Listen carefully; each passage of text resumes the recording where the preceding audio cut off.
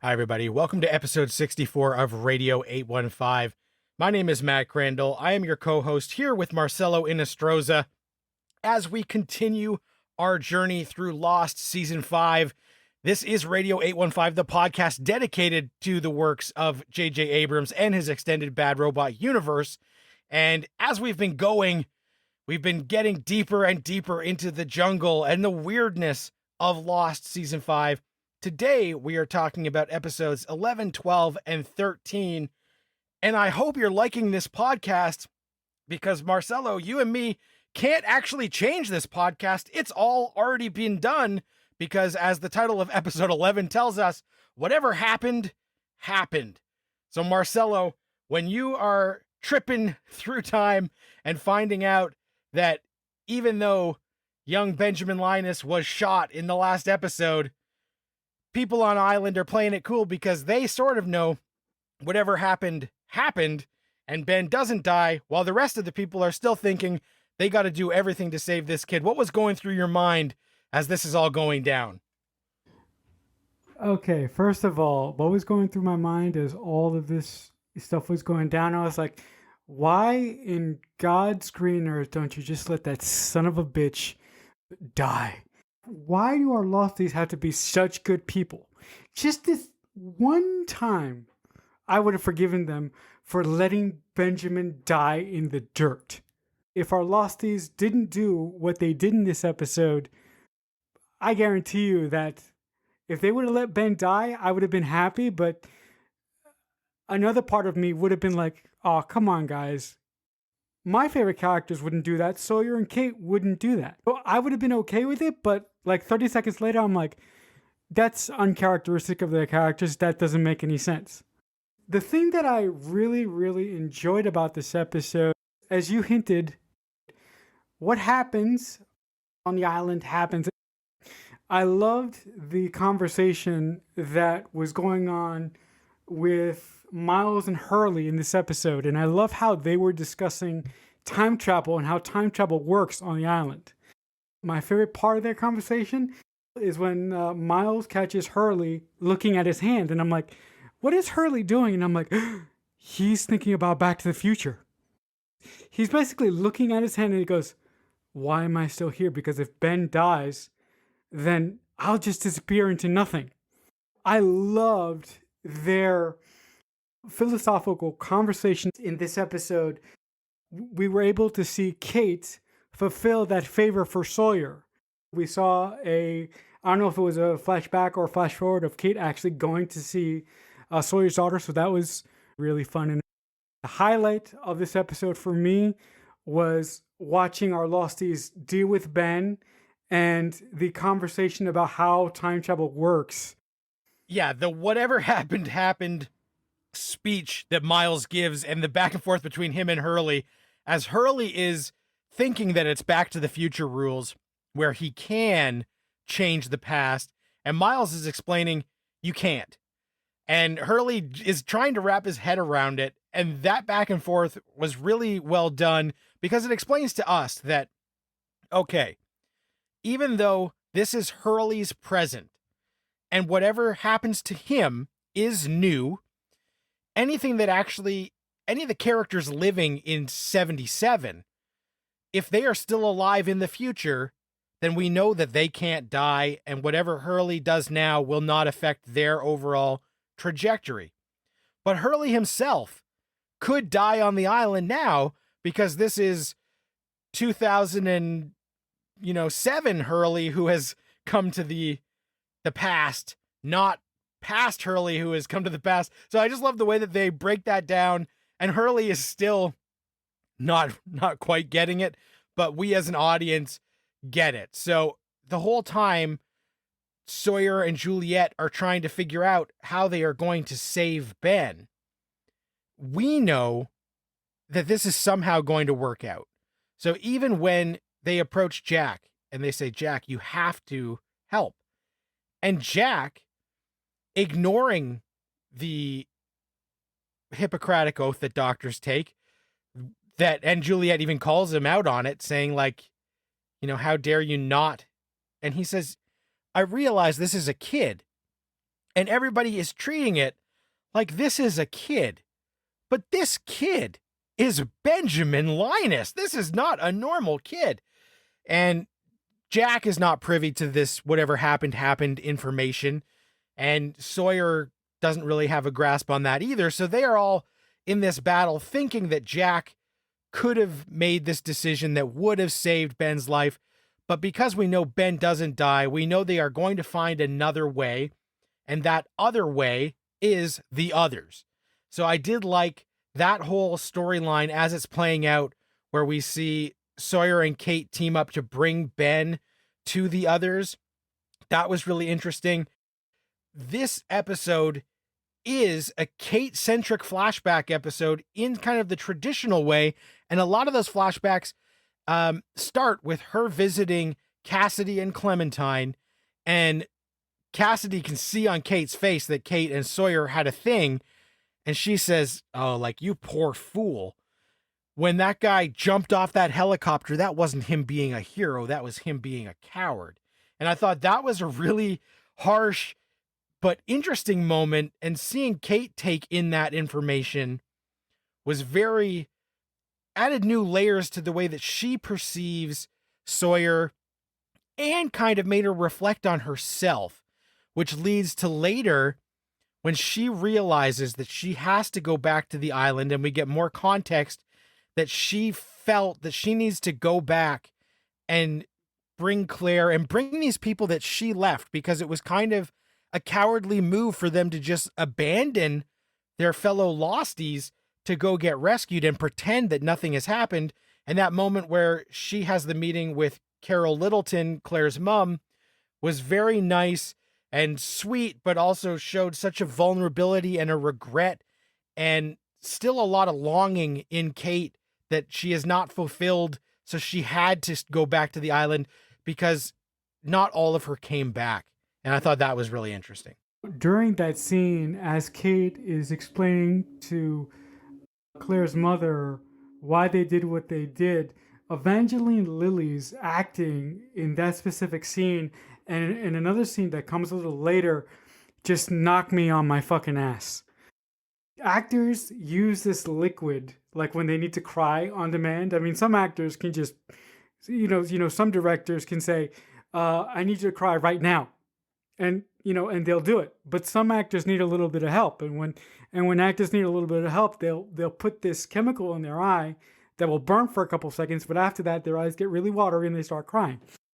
I don't know if Evangeline Lilly used that chemical, or she's just that type of an actress to where she can just draw raw emotion on her face when she's acting on a particular scene. But I just love seeing the pain and anguish on her face. I love the tearful goodbye that she has with Aaron. I mean, that broke me right there. I mean, I've always wanted to be a father, and hopefully one day I'll get to be a father.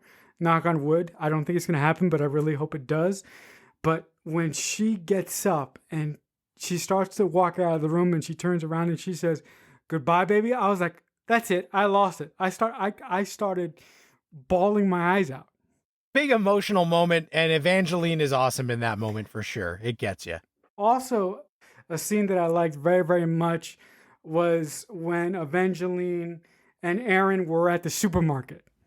But the one thing that really stuck out to me is that when Sawyer and Kate finally met up with Richard and the others, and Richard said, "Listen, if I take him and if I save him, he won't be the same. He'll be different. He'll be one of us forever." Could that be an explanation as to why Ben doesn't remember Saeed when he originally met him? Because if somebody shoots you as a little kid, you remember that. When Benjamin Linus first shows up, one of the first people that he meets is Saeed, and Saeed tortures him. Ben gives no indication that he knows who the hell Saeed is. The writers knew that we were going to be calling bullshit, so they did write in that Richard says he won't remember any of this. And somebody else had a conversation, I think earlier in this episode, where they said if whatever happened, then how come Ben didn't recognize Saeed, years later, and now we find out why. And it is because, Richard says he won't remember any of this. But the weirder part is that whole thing of like, he will always be one of us, and this will take away his innocence. And it's like, what the hell does that mean?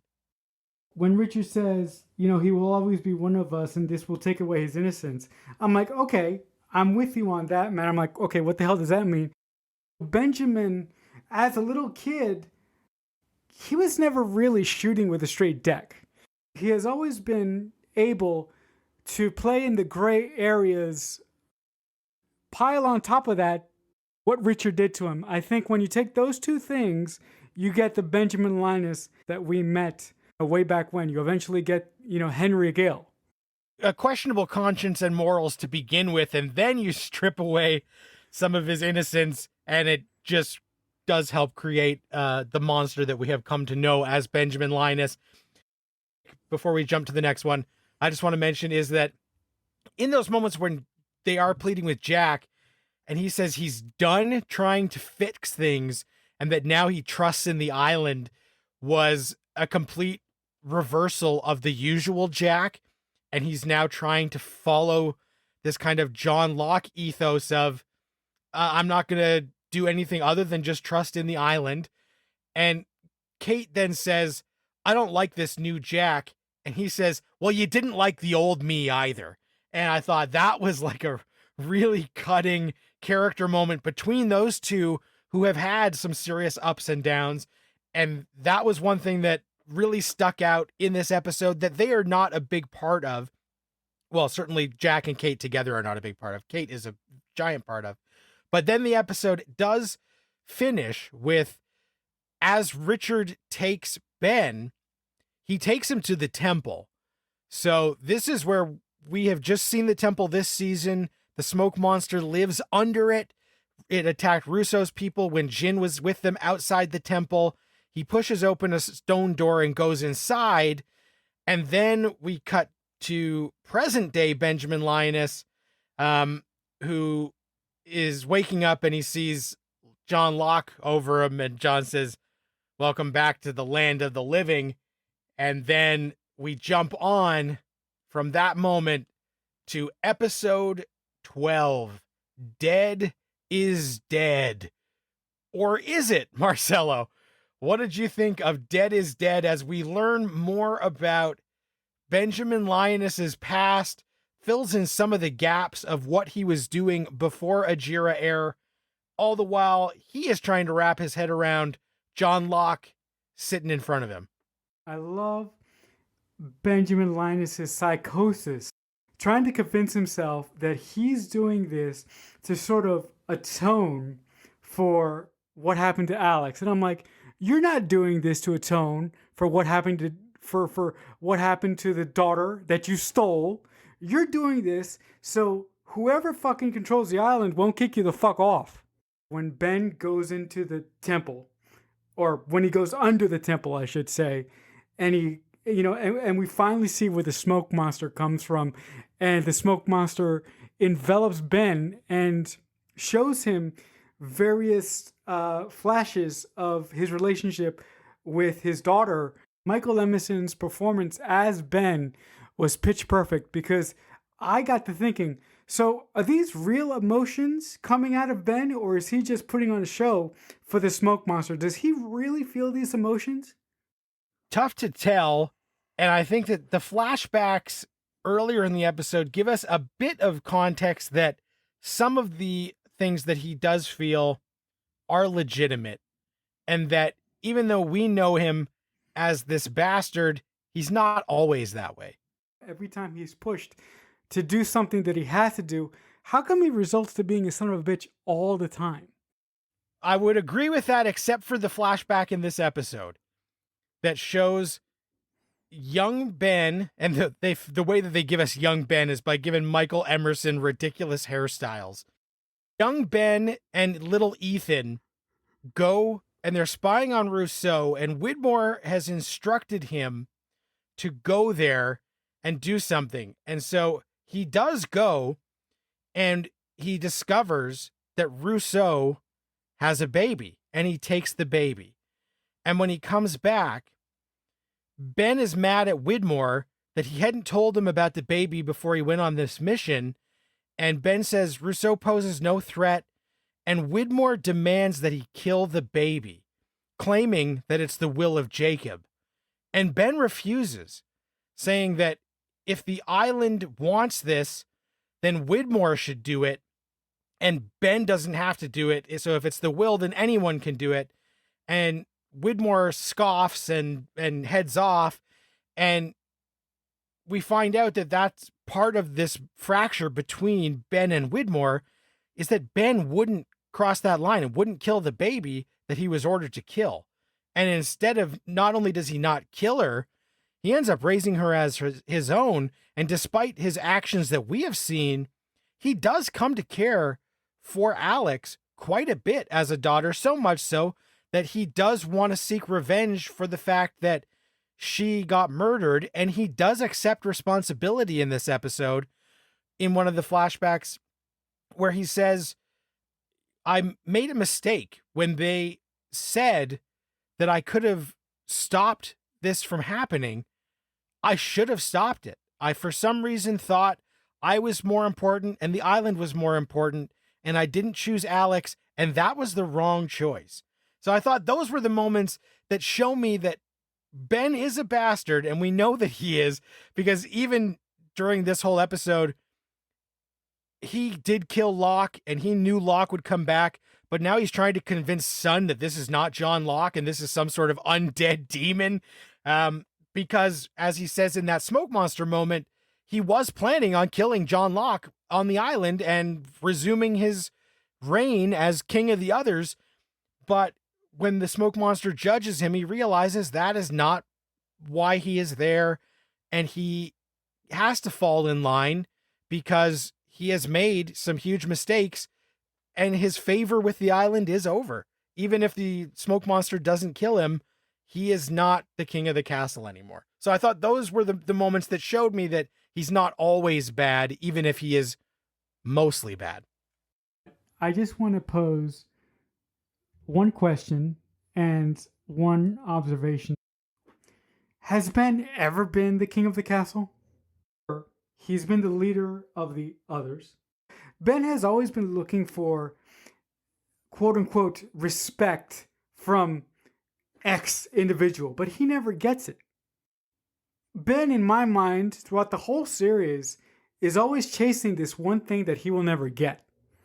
And that, to me, is what makes him the type of character that he is.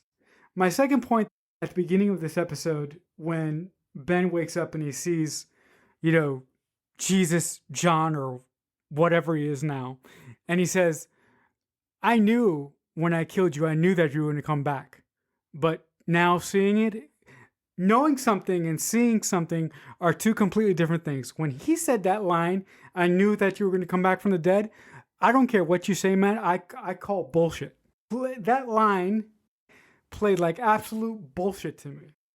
Well, I definitely agree that he is trying to play it cool, but he is surprised, and that is why, he does say, I was planning on killing John again, because he's not sure what this is, because he believes that dead is dead. So I do feel that he killed John off island thinking that he would stay dead. He didn't necessarily think that the island would bring him back. He thought they might need his body to get back, but I do think that this is new information to him for sure. And I did like, part of this stuff with Ben and, you saying he wasn't ever king of the castle. I think that what has been true about Ben is that he is never satisfied with what he has. And there are two different things that he is seeking, and he has held some at some time and not both at the same time, which is before John Locke arrived to the island, he was the king of the others, and they followed him around and did everything he wanted. But while that was happening, his social status was very low because he was unlikable. Nobody wanted to associate with him on a personal level, but they would follow his every whim in terms of what the others were doing on island. And he is longing for that. He wants to be the king, but he wants to be loved, which are two different things, but that's what he's always searching for. Is he wants that acceptance of people to recognize that he is special and love him for it, which is why he's always so jealous of Locke, because he feels that this is somehow threatening to him being loved. And I do think that most of the time we have known him, he hasn't had that king of the castle, because the plane crash throws his whole equilibrium out of whack when the island picks a new savior in this man who was in a wheelchair and can now walk. So I do think that part of that thing with Ben is that he wants the power, but he wants to be loved. And very often those two things do not go hand in hand, and you have to pick one, and he always picks the wrong one. Would you agree or disagree that John Locke has never been really loved per se by his friends? John Locke has always been perceived as this nutter by our losties in several, points throughout the show. The only love that John has ever cared about is the love of dear old dad, who will never give it to him. So in lieu of that love, John will run with he is special, and that is why his dad couldn't love him, as the excuse to balance the scales for John personally. So I feel like John's ethos is slightly different, but as we saw in his past, it was always about chasing this daddy doesn't love me, I want daddy to love me thing, that sabotaged the rest of his life. So when the island picks him out and says, you have a special path, you are fated to be special, that eases all of John's other burdens. One more thing, Matt, before you move us on to the final episode.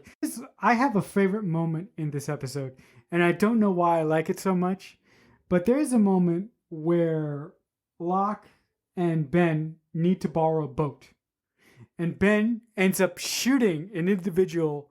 But the reason why I like the scene so much is that this individual basically appointed himself leader of a specific subset of the people that landed on the island when our original losties decided that they need to go back.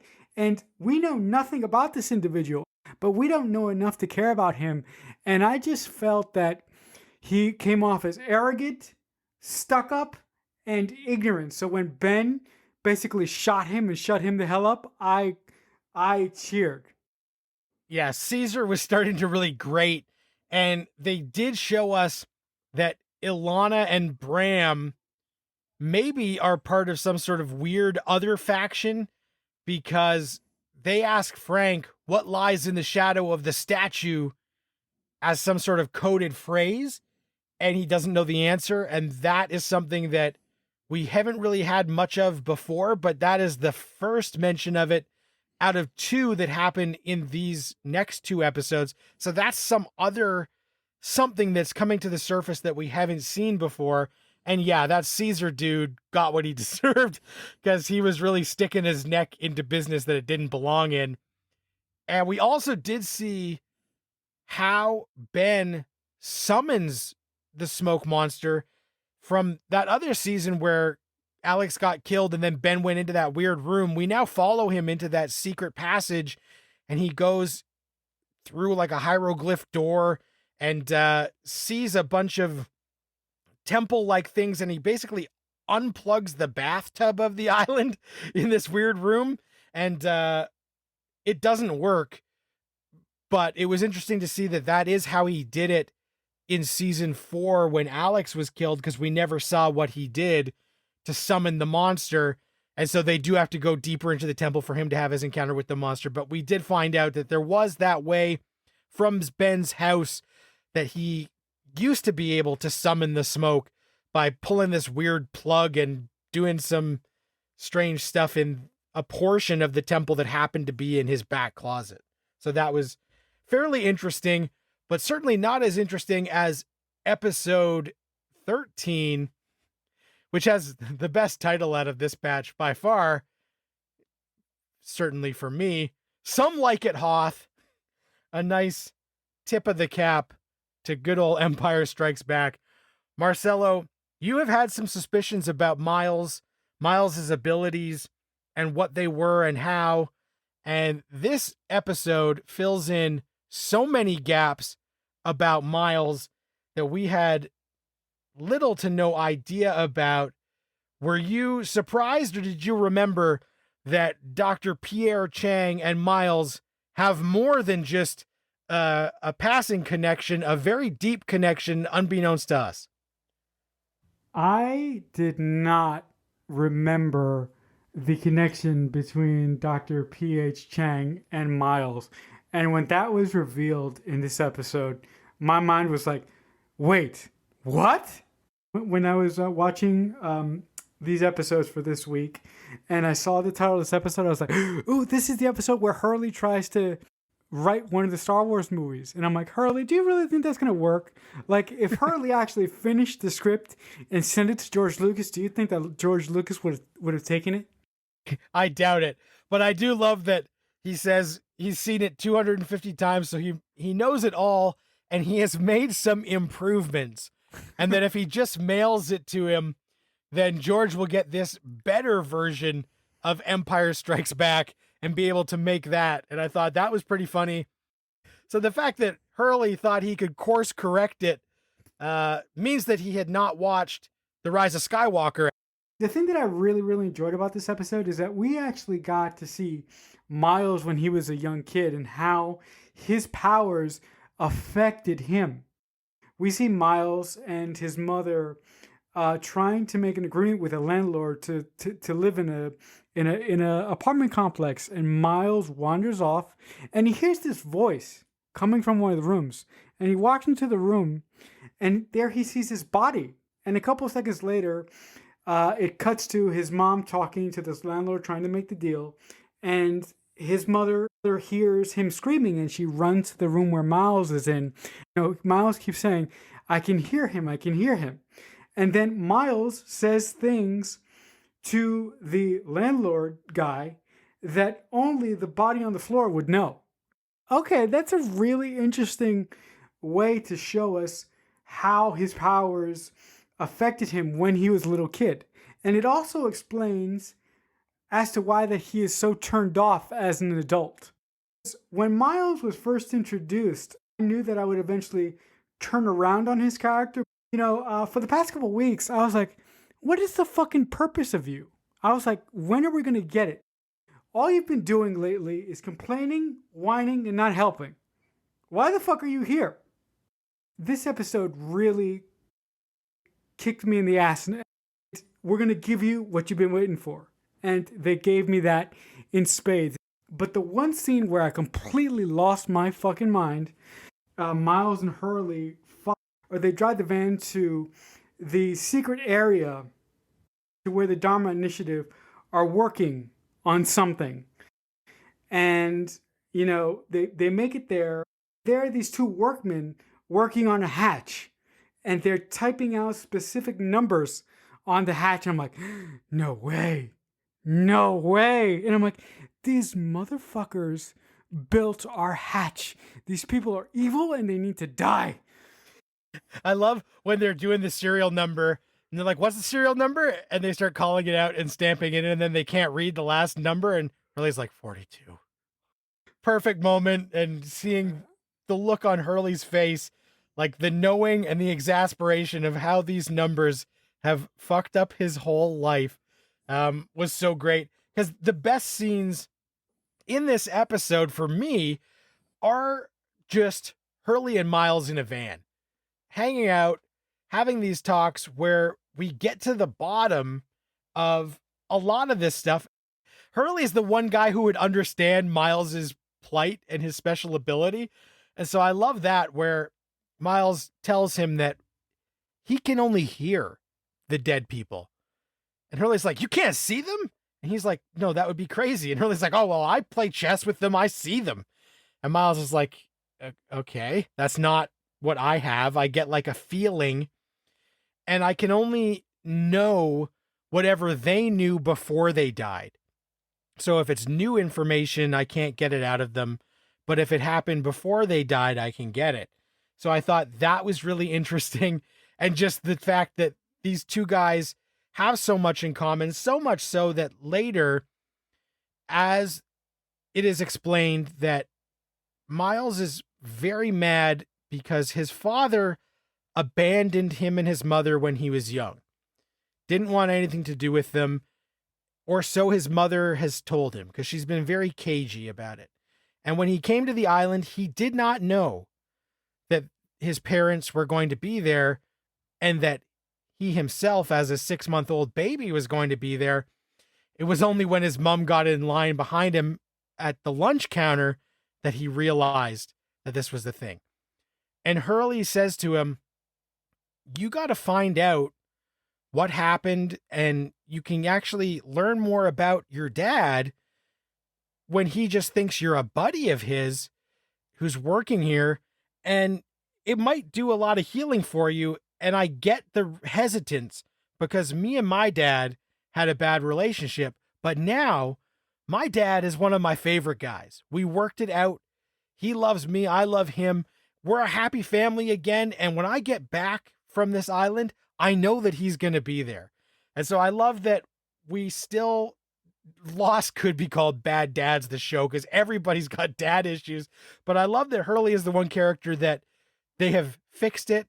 They're moving on. And he's trying to use that wisdom to get Miles to seize the moment. Because and this is back to the future of it all.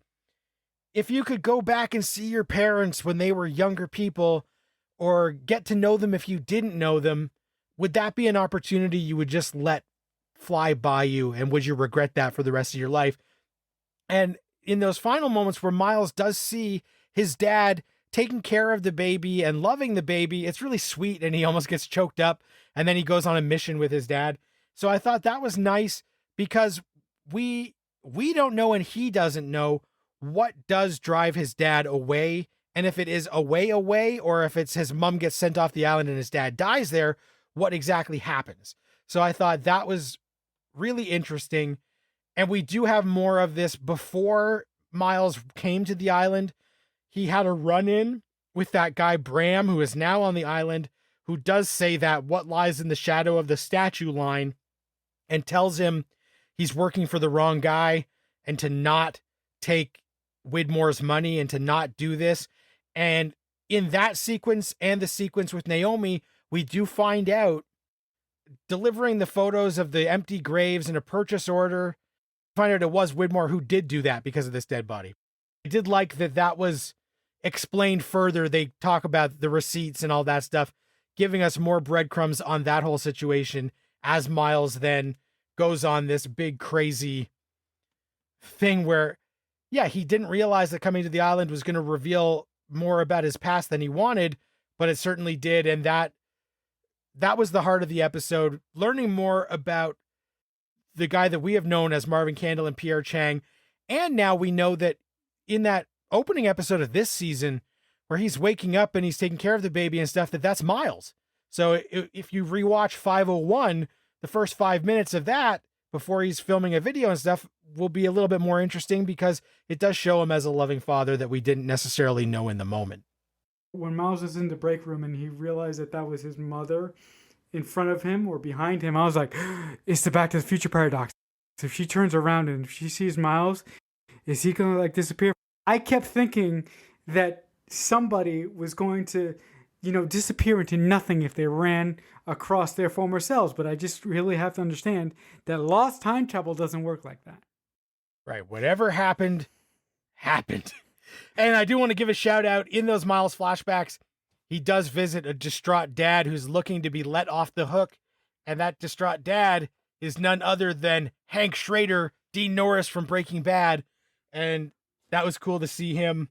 And I love that Miles, the con man, tells him what he wants to hear. And then before Miles goes to the island, he comes back and says, I lied. Your son didn't know shit. And if you loved him, you should have told him while he was still alive. And that was digging deeper at the heart of what we know about Miles and his dad issues.